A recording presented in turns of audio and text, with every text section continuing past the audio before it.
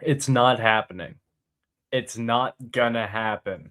Just accept it now. I promise you it's gonna be easier this way. I know that you love it. I know you think it's one of the best seasons of reality television ever.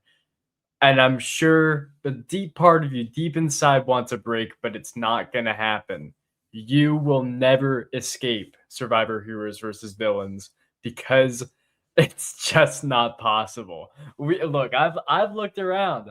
I've tried to be the bearer of good news, but it's not gonna happen. It's gonna be there forever. It's gonna be in the sphere of reality TV forever. What am I talking about? Well, let's talk about Survivor. Let's talk about Survivor. Let's talk about influence because influential is a word that gets thrown around a lot with reality TV, especially. I've done essays on it. From the start of, if you want to go way back, Candid Camera, the birth of real American families on your television screen, to what really is the birth of reality TV, which is the real world, the real world. Um, Really showing off human dynamics, human connections, human relationships, all that.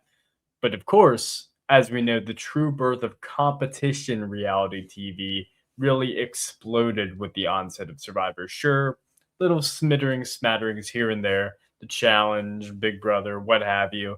This is obviously different, being Survivor. And the influence of Survivor Borneo spread throughout the world, and the world TV television has not been the same since. And yeah, Survivor Borneo's got to be the most influential season of competition reality television ever, right? I mean, surely. I mean, basically started the genre in its own way. Well, you can say that, but I have to say, you have to consider heroes versus villains. What do I mean by that? Heroes versus villains only 10 years younger than Survivor Borneo and is definitely in the sphere of reality television is greatly developed by this point. There is nothing new about Survivor Heroes versus Villains. And I'd say, yeah, you're right, other than the fact that it's really, really good. But I mean, beyond that, you're right. It's just an all star season of television. Sure, it happens to be Survivor, the biggest show on television, but what does that matter? Well, what matters goes beyond the gameplay. It goes beyond the season. Frankly, for the purposes of this video, the season Survivor Heroes versus Villains does not matter because what matters for today is very simple. It's this cast. This cast is omnipresent. I can get into the specific details and trust me, I will. But let's even ignore all the Survivor seasons that came after this. Maybe not including the most new one that's about to come up, Survivor 50. But you look at this cast and it's like, okay, Coach returns. James in the finale for Ghost Island. Boston Rob, yeah, you betcha. Sari, you betcha. Parvati, you betcha. Russell returns. Rupert returns. Stephanie, soon. Colby, soon. Candace, yup. Tyson, you betcha. JT, you betcha. Jerry, well, we wish. Sandra, you betcha. And it's like, wow, just in the space of what we know as Survivor, this is an incredibly influential season because they won't give it a rest. Not like I blame them. Great season. But Survivor Heroes versus Villains is omnipresent. But part of the influence of Survivor Borneo wasn't just the influence on the rest of the Survivor seasons. Like, that would be obvious, right? No, the influence of Survivor Borneo went to every other show. The Challenge, for instance, went from just being a show about competitions to being a show about competitions and voting people out. Big Brother, very similar. The jump from BB1 to BB2 is crazy. If you want to watch some boring television, go back and try to watch Big Brother 1. Not fun, though interesting, not fun. And it really applies to every other television show, reality television competition show that's come after. And today I want to break down why you can't escape Survivor Heroes versus Villains and you never will. Because it's just insane. It's just insane. I mean, we look at this cast and it's like, wow, so many people that I recognize, so many people that I know. But what you have to realize is, yeah, you got to get used to these people. Maybe not Danielle, but you gotta get used to them. You're not escaping them. And I could break down every single reality TV appearance from all these people if I wanted to. Or really not even reality TV appearances, podcasts, books, audiobooks, I don't know, whatever else, whatever people do, their own web shows. All these people seem to have all these things. They still show up everywhere, regardless of whether, they're around anyways. People will not stop talking about Courtney Yates. Don't blame them. But, she hasn't popped up around for a while, but you wouldn't know that. Survivor Heroes Villains is omnipresent. And the omnipresence starts from the very beginning. And I don't mean the very beginning of Survivor history, I mean the very beginning of the season, where even the worst contestant on the season, in terms of gameplay, in terms of sticking around, Sugar, you would expect, okay, Sugar had kind of a weird, well, weird's a nice way to put it. Kind of had a disastrous time on Survivor Heroes versus Villains in many ways. So it seems like, a natural end to her reality TV career. And a lot of you might not know this, but that was not the end of Sugar's reality TV career. Um, in fact, she went on a show that is vile, in my opinion, which is this VH1 show about celebrity rehab. I believe it was called Celebrity Rehab, where Sugar opens up about her terrible time on Heroes versus Villains. This was like 2011, and sort of how it put herself in a rut and many of the terrible things that she went through. I won't get into them all, but why do I mention this? Why am I bringing this up as at the start of this video? Because this is a pretty crazy thing to put on television. Well, I want to set the scene that even past 2010, barely past 2010, season has just aired. Everybody is looking wide-eyed at Survivor Heroes versus Villains and is like, that is a cow I can milk for all it's worth. And my God, did they listen? Because Sugar is not the only Survivor contestant in the season who didn't even do that well to inexplicably end up on more reality shows, or I shouldn't even say inexplicably, but notably end up on weird ones.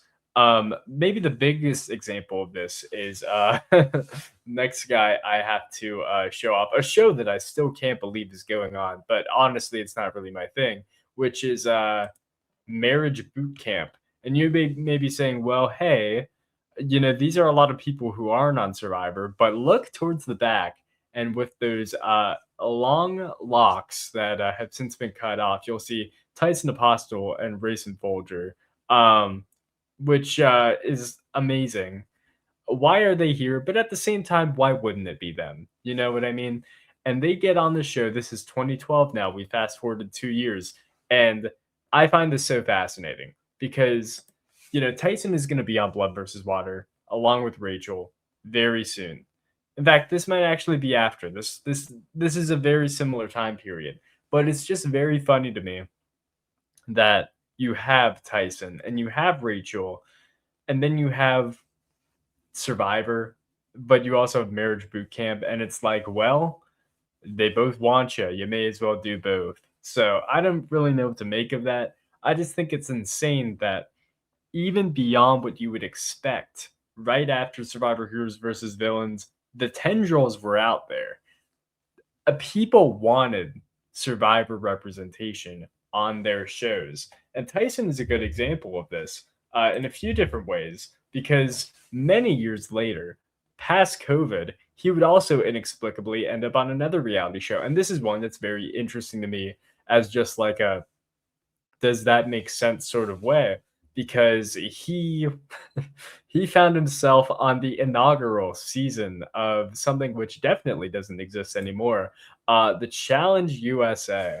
Um, God, the Challenge USA. So, for those who are not familiar, the Challenge, I just mentioned it a decent amount, show about winning competitions to some extent. But this is a show all about the peak athlete. That's the idea.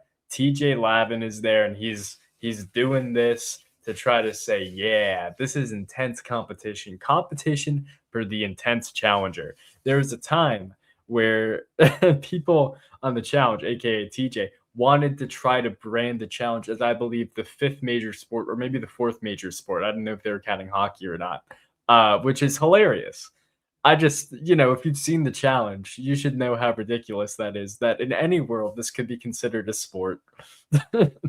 What is the sport? The sport changes on the regular. It'd be one thing if it was like, yeah, every episode is a hall brawl. You could convince me that way. But the reason why I think it's so inexplicable that Tyson is on this season and, is a big part of this marketing is sort of just like how crazy it is that he's on this at all. You got to realize this season comes out in 2021, I believe. Heroes versus Villains is 2010. That's Tyson's second season.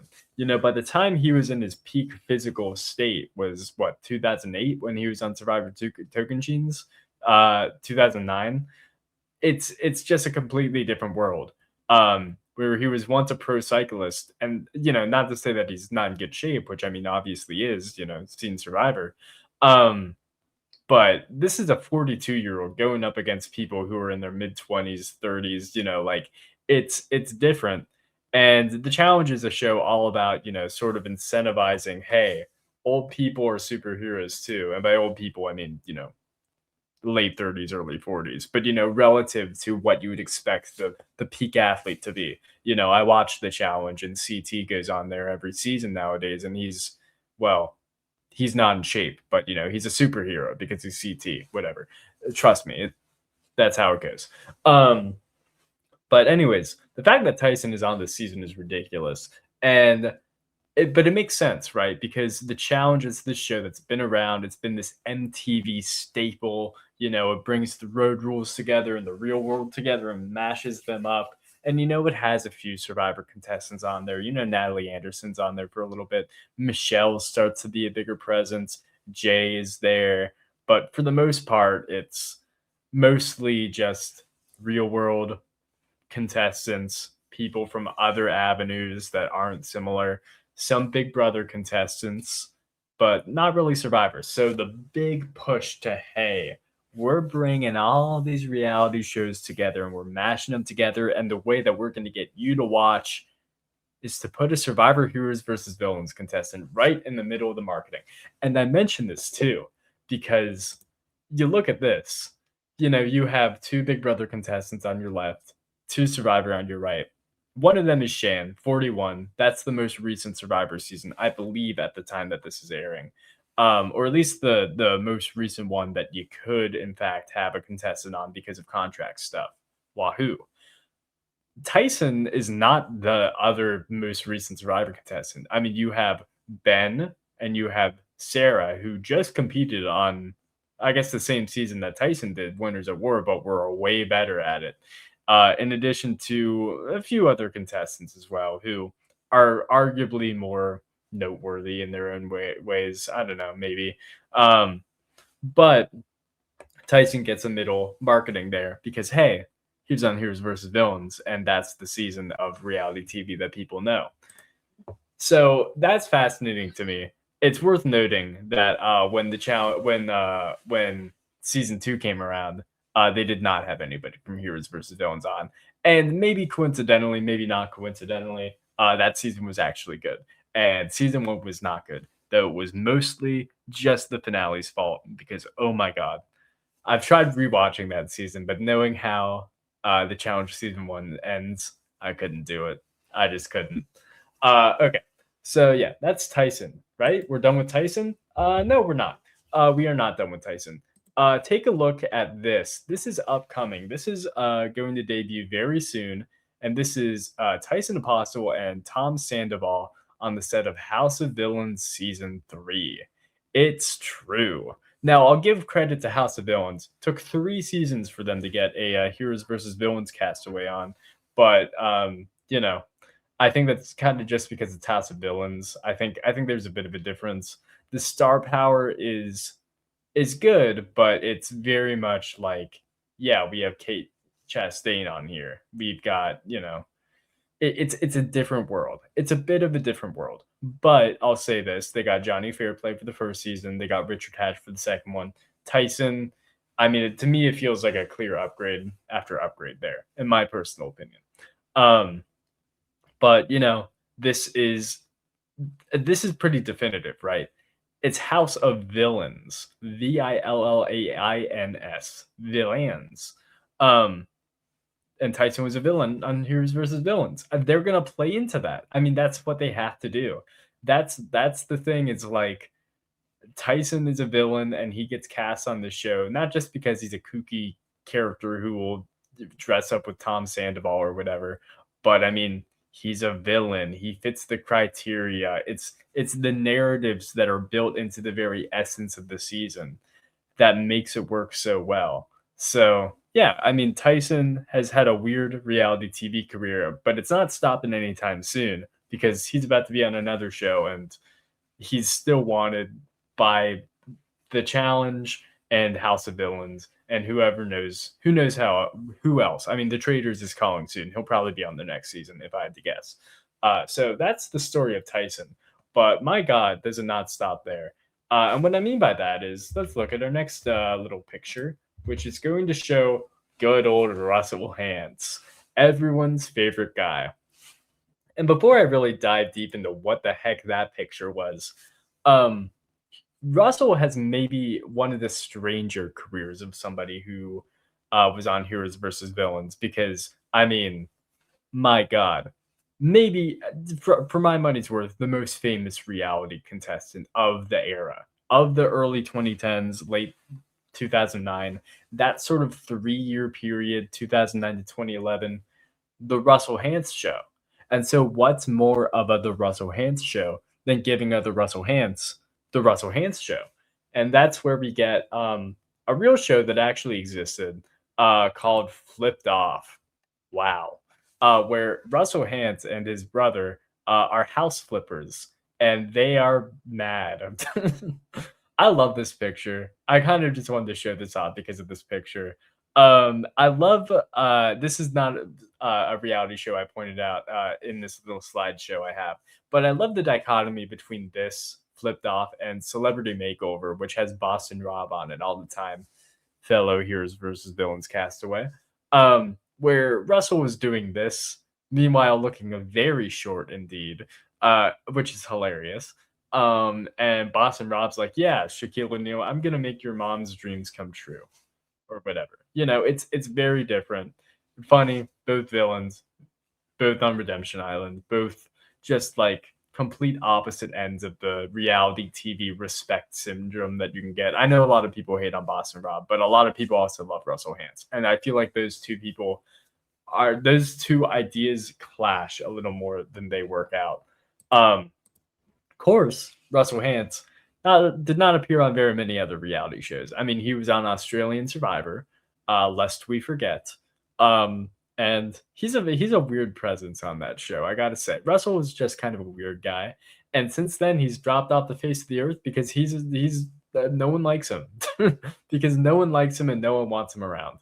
As sad as that may seem, that is just kind of the truth of the matter with Russell Hantz. So he's not gotten on many other reality shows. That being said, get him on House of Villains.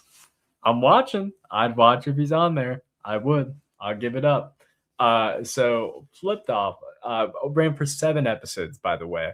And at one point in one of the episodes, Russell gets arrested by the police because he's mad. Because he's mad about something. I think he claims I haven't watched the episode. Shoot me for not watching Flipped Off, starring Russell Hantz. But I think he claims that like some wood got stolen from him by a customer, and he's like, the cops got to show up now.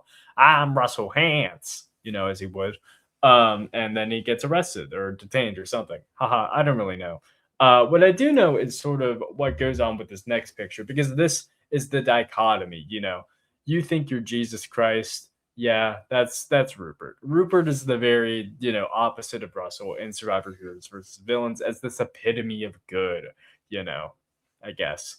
And Rupert also did not do too many reality shows after Survivor. I mean, he did Blood versus Water, but mostly he ran for the Libertarian Party in Indiana. But that's not really a reality show, unless you think it is. Whatever. But no, he did do one other reality show, which is something that I'm almost surprised more contestants from Survivor Heroes versus Villains have not done, which is, of course, The Amazing Race. The Amazing Race with his wife Laura, um, the second best Laura on Blood versus Water, in terms of gameplay, I guess. Um, and he was there. He was there, but the season that he was on of The Amazing Race was a season all about we're getting all these reality stars together from Big Brother and Survivor, and we're mashing them together, and we're gonna make them do the Amazing Race. And probably unsurprisingly, they get a contestant from Survivor Heroes versus Villains. The only one, and it's got to be Rupert. Of course, it's Rupert. That's going to make the people tune in. I hope you get where I'm getting at, where I'm talking about these shows where it is, to put it simply, hey, we gotta get those ratings up, and we gotta just cast the most widely acclaimed reality show that everybody knows and everybody loves, and the best season of that, basically, everyone agrees is Heroes versus Villains. So we got to cast some people from that. Those are the recognizable faces of Survivor. And that's been true for 15 plus years now. Is Survivor Heroes versus Villains is the gold standard of competition reality TV. Um, but no, we're not done. Just in case you thought we were. Oh heavens no. Because there's a sort of a subgenre of reality show that is popped up recently, or not really popped up recently, but has tried to integrate the competition reality space into it recently. And I'm going to show you this picture, and I'm going to see if you, the audience at home, can figure out who the hidden Survivor contestant in here is. That was the wrong one. Who is it? I'm going to give you 5 seconds to point that person out. I'm going to give you 5, 4, 3, 2, 1. Did you see her? Did you see her? She's right there in the middle. That is Sandra Diaz Twine in the salmony shirt, pink, whatever you want to call it, the color that you want to call it. That is Sandra. And what is this show that she's on? Well, it's a great question. You would, of course, be looking at the famed Fox show 99 to Beat. A very simple premise. I mean, it's Squid Game. You see Squid Game? It's a little like that. You take simple things and you distill people down, and eventually you got a winner. It's true. And the thing that I like about Sandra being on this show is that I feel like Sandra has reached a point in her reality TV career where it is literally just, hey, I'll do whatever. And the thing about being a Heroes versus Villains castaway, and especially being Sandra Diaz Twine, two-time winner of Survivor, is that they will continue to throw you the bag until you say, oh no, please, no more. Sandra's somebody who's been on a lot of odd reality shows. I think being on Survivor Blood versus Water, Australian style, with her daughter, is interesting and it's fun, but that makes sense. But being on 99 to Beat, which happened very recently, like within the past maybe 2-3 months, that's much more like, what are we doing? What's going on? How did you get here? But I like the other reality show that she's on right now a little more, and we'll talk about that later. And by later, of course, I mean in a little bit. But hey, I like kind of where we're going, which is like odd contestants that why are they doing all this? It's because people will continue to throw them the bag. And one of the biggest examples of this happened a few years ago. It happened around COVID, where this weird pop-up show came up with basically no chance for a second season. It felt like it was dead off the bat, but it just kind of happened. And I remember watching it and I sat there puzzled, like, is that it? We're using all this star power for this show. And that show would, of course, be a hit show, Snake in the Grass, which basically had a whole episode devoted to the heroes versus villains, kind of. And of course, what I mean by that is you get Stephanie LaGrossa Kendrick and Sari Fields, and also Rachel Riley and Janelle from Big Brother, together on an island, and one of them's lying, and one of them's sabotaging the group, and we don't know who it is. What I love about this is It's so stupid. I mean, like, honestly, this is such a stupid show, and I say this as somebody who's just talked about the Challenge USA, like, this is a show that is cool conceptually, but, like, it's 40 minutes. It's 40 minutes of we're walking around this island and we're doing 3 tasks, and then we have to determine who's lying, and it's just between 4 people. It's interesting. It's an interesting show, but it's stupid. But hey, this is a grand return to reality TV for Stephanie and kind of a grand return to reality TV for Sari, who was on Survivor Game Changers, and we all know how that went. Blah, blah, blah, blah, blah. You know the drill. But this show happens, and I'm like, okay, I guess that happened. But it's funny because fast forward just a few months, and it's like, nope, we are not done with these two yet because boom, Traitors.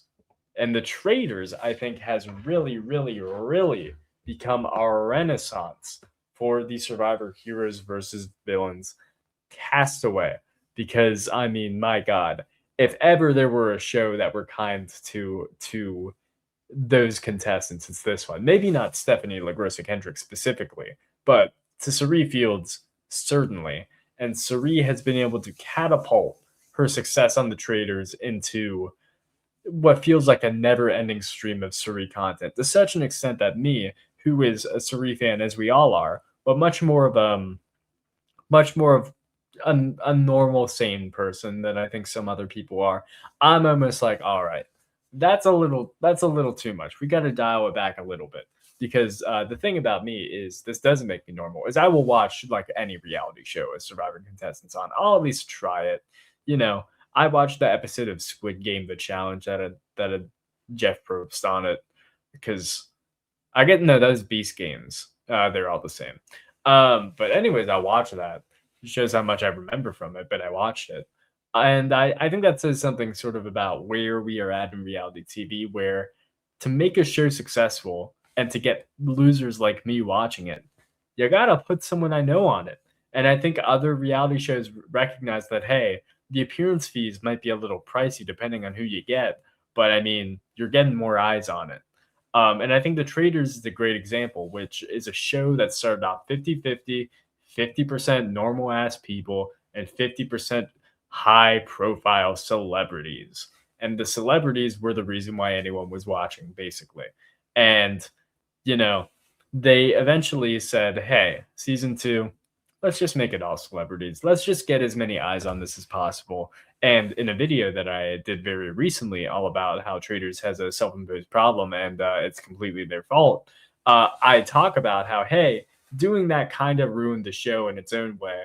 But they're trying to fix it now because they're bringing back all civilian seasons. But I mean, it's maybe it's too little, too late. All I know is that the one thing that you can say about the Traitors that is unequivocally true, even, is that it's been good to Survivor contestants, and it's been good to Heroes versus Villains contestants specifically, because once again, we got these two. Suri is kind of the focal point there. But beyond that, I mean, look at this guy. Who's this? Well, this is fast forwarding to season 3. We will get back to season 2, don't you worry. But this is Boston Rob. You may have heard of the guy.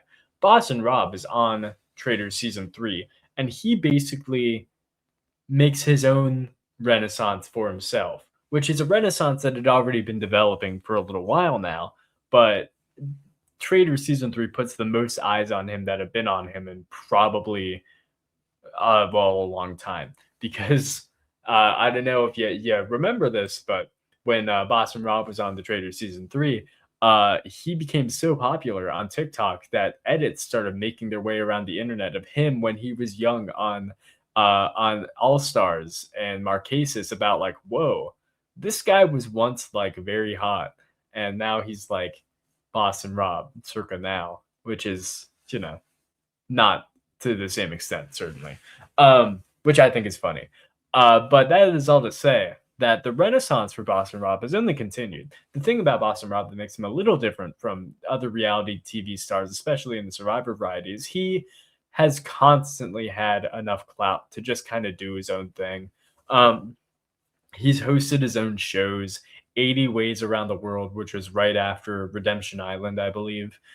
He hosted a show, I think still hosts a show called Boston Rob Does Beantown, which means he shows you around Boston and how cool it is because he's Boston Rob. It's very much in the name. It's true. Um, and then he does other things, like he's doing a thing with fellow Traitors season 3 alum Dylan Efron, where he is just doing random tasks to see who's better at it because he can do that because he drives an audience no matter who he is because he's Boston Rob. But this is all to say that you wouldn't get that audience if you didn't keep getting casted on stuff. And Boston Rob, sure, he's a legend or whatever else, but he also just goes on some random stuff and makes it work. Traitors season 3 is a good example, but a great example is, well, past the Traitors too. This is season 2, but it goes to Deal or No Deal Island. And Deal or No Deal Island is a show that exists. It's true. Or no, it doesn't anymore. Oh, sorry, I just remembered. That's so tragic. You may not know it by the name alone, but Deal or No Deal Island was a great reality show. It was so good. And right there in the back, you might not even be able to see him, but way, way, way in the back, let's zoom in a lot. Way, way, way. Let's move over a little bit. There he is, Boston Rob, in the purple, the famous purple. Not really, but he's got the backwards hat on, and that's what matters. Boston Rob is here, everybody. And Boston Rob, it's season 1 of Deal or No Deal Island, which is a show that exists, by the way. And it's almost kind of like a Traitors thing, where, you start off with mostly all normal people, and then Boston Rob is also there. And Boston Rob being there is immediately like, whoa, Boston Rob is here. And people are like, whoa, Boston Rob is here. And he's the main character from start to the end. Which is great, and that's why I watched the season, and that's why I really enjoyed it. And it's funny because I just flashed to you season 2 of The Traitors, which featured many contestants indeed, all celebrities, as previously mentioned. But of course, the main two that matter for our purposes are Sandra and Parvati, who are also on this season.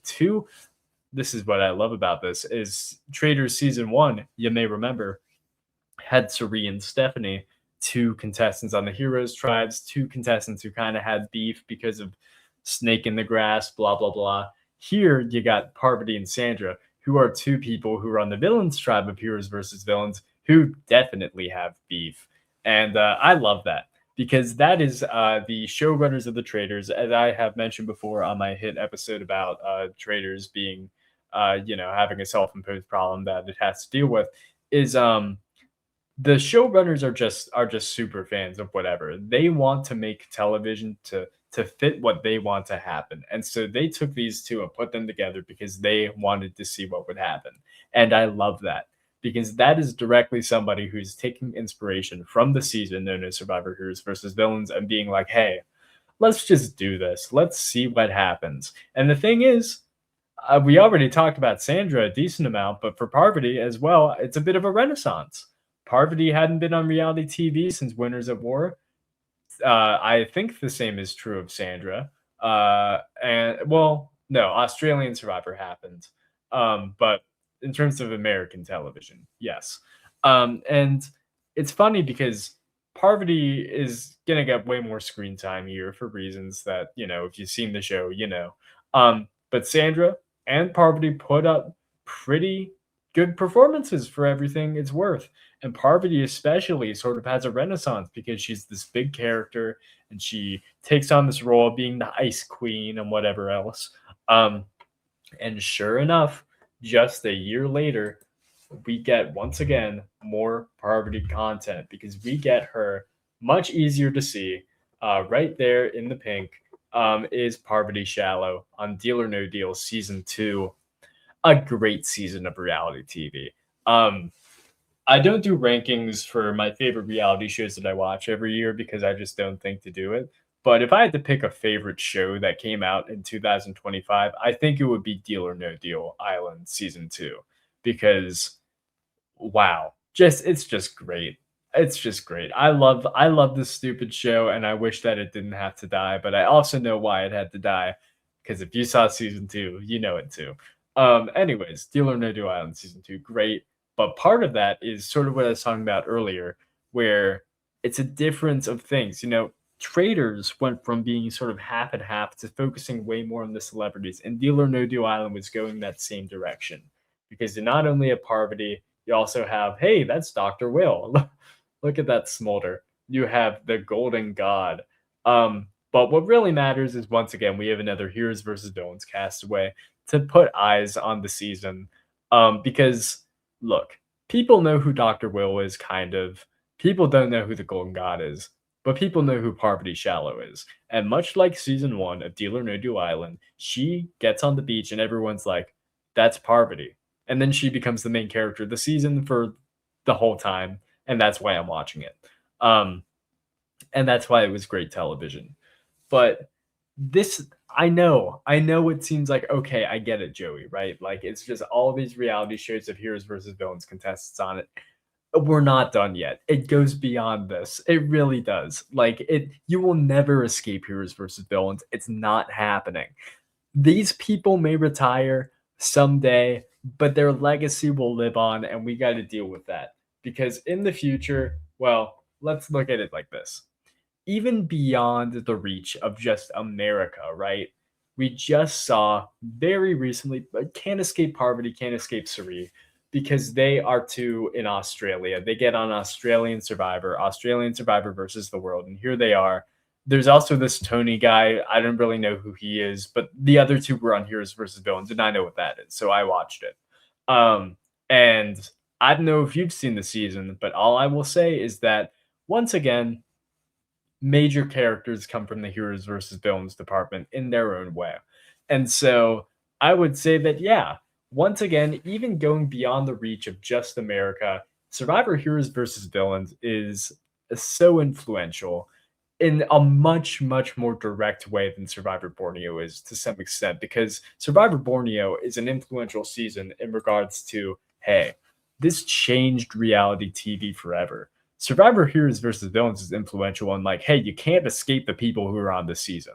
They are going to be omnipresent because they were on one of the best seasons of television ever made. And you got to deal with that. It's just going to happen. Sorry. Um, so yeah, Survivor is inescapable, right? But it's not just Survivor, and it's not just the Survivor contestants we know from the US that make this such an omnipresent problem slash good thing. I want to take you to another recent reality show. This show is airing right now, and I'm watching it, and so far I'm like, all right.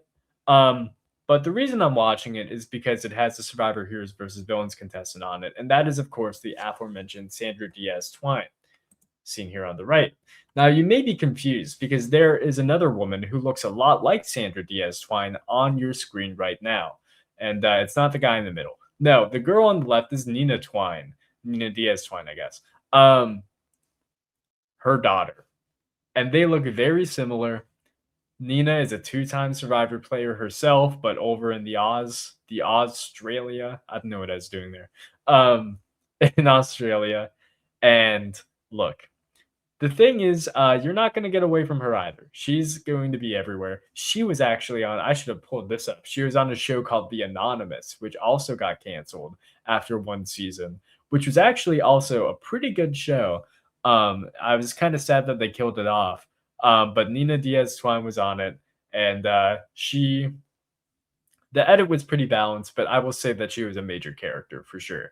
And I don't think that's a coincidence because the whole thing was people didn't know who she was, but when they learned who she was, they were like, that's the daughter of Sandra, that she's dangerous, that sort of thing.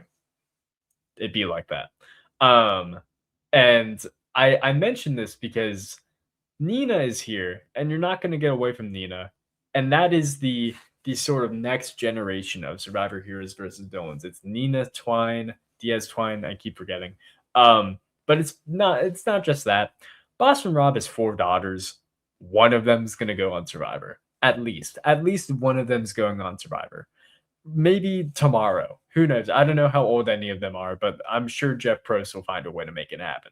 It's going to happen, and we have to accept it. And I don't know who else has children.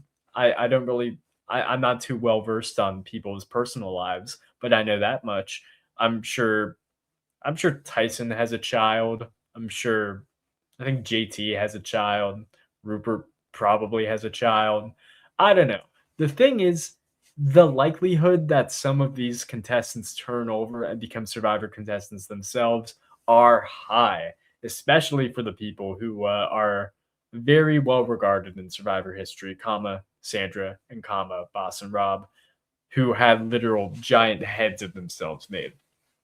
But it's not just them, because hey, we have Extracted here.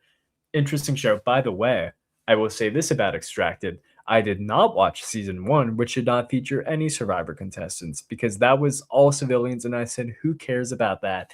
And then they brought in the Survivor contestant, and I was like, I'll give it a shot. So the marketing worked on me.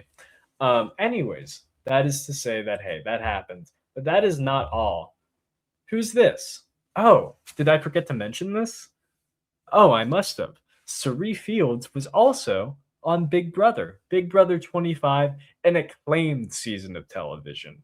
And by acclaimed, I mean not, because it was a very bad season of television. In my opinion, I should know. I watched the whole thing. But I watched it, and that is because Cerie was on it. I had not seen a full season of Big Brother before.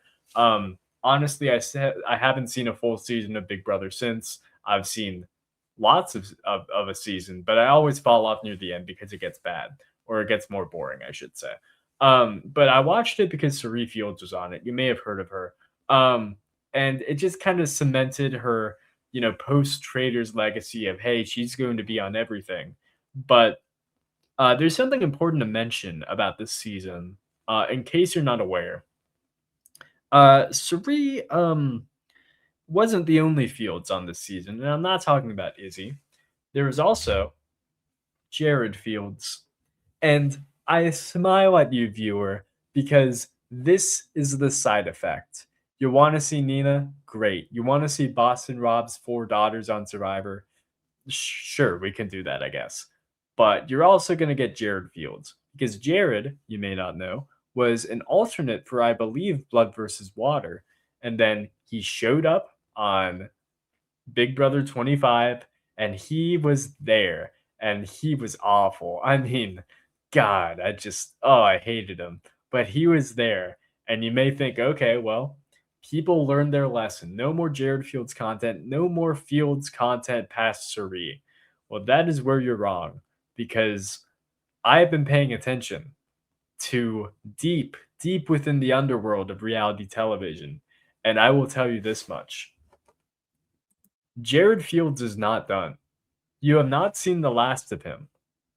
He shows up every season on these rumors for contestants being on the next season of the challenge. Do you think the challenge doesn't want the son of Cerie Fields on their season, who is also an accomplished reality TV player in their own way? It doesn't matter that he's awful. The challenge wants that. Everything that Jared Fields is, if you've seen Big Brother 25, is exactly what makes him a perfect fit for the challenge. So this is all to say that if you love Survivor Heroes versus Villains like I do, and I'm sure most people do, and you love seeing Parvati, and you love seeing Cerie, and yet you like seeing Boss and Rob on your television screen time after time after time, well, there is a side effect, and that is you will never escape it. Someday, deep down within your soul, you may not like that fact. But for now, enjoy it while it lasts, because for now, we still have your Parvatis and your Ceries and your Sandras, but someday it will just be Jared. So be warned, and thank you for watching.